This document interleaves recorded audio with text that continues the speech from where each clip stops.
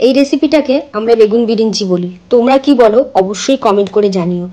বর্ষাকালে প্রচুর পরিমাণে এই বেগুনটা পাওয়া যায়, খেতে কিন্তু অসাধারণ লাগে। এই রেসিপিটা বানানোটাও যেমন সোজা, উপকরণই খুব কম লাগে। তাহলে চলো দেখে নেওয়া যাক আজকে কিভাবে বানাবো বেগুন বিরিঞ্চি। তার জন্য নিয়ে নিয়েছি এই সরু বেগুন, মাঝখান থেকে টুকরো করে নিয়েছি, আর বেগুনগুলো একটু চিড়িয়ে নিয়েছি।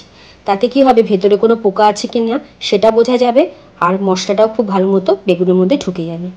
সমস্ত বেগুনগুলো সুন্দর করে কেটে নিয়েছি।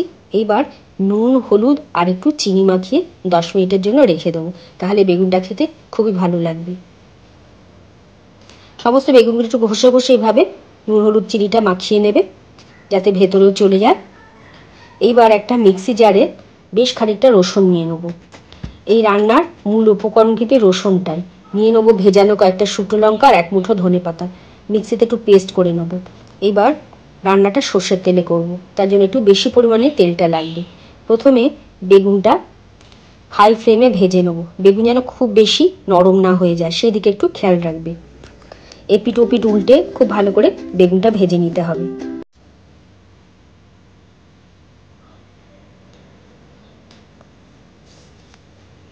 খুব বেশিক্ষণ সময় লাগবে না। দেখো বেগুন কিন্তু ভাজা হয়ে গেছে। এইবার আস্তে আস্তে তেল থেকে তুলে নেব।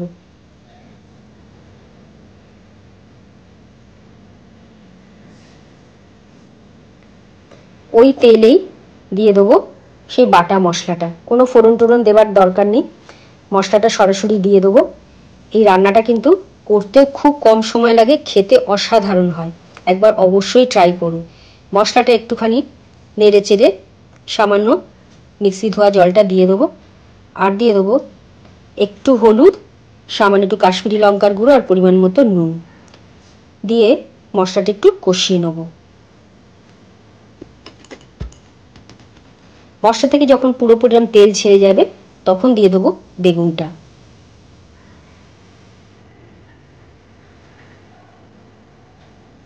এইবার নেড়ে চেড়ে মশলা একটু রান্না করে নেব যতক্ষণ না বেশ মাখা মাখা মতো হয়ে যায়।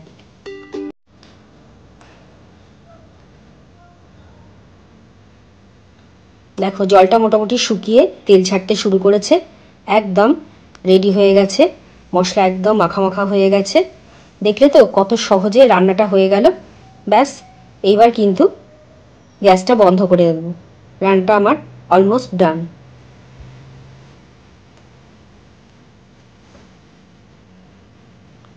আরেকটু উল্টে পাল্টে নিলাম।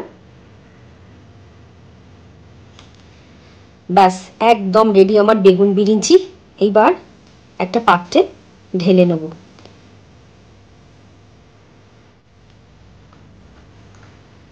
একটা পাকা লঙ্কা দিয়ে একটু গার্নিশ করে নিলাম। দেখেছো দেখতে কতটা লোভনীয় হয়েছে, খেতেও কিন্তু অসাধারণ হয়। একবার অবশ্যই বানিয়ে খেয়ে দেখো, আশা করি তোমাদের খুব ভালো লাগবে। আজ এই অবধি, ফিরবো আবার নতুন ভিডিওর সাথে। সবাই সুস্থ থেকো, ভালো থেকো, আর যারা এতক্ষণ বসে আমার ভিডিওটা দেখলে তাদের অসংখ্য ধন্যবাদ।